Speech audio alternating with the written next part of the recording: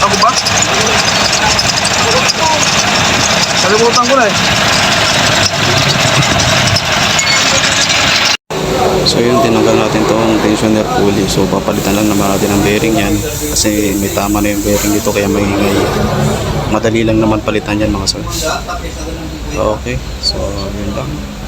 Thanks for watching.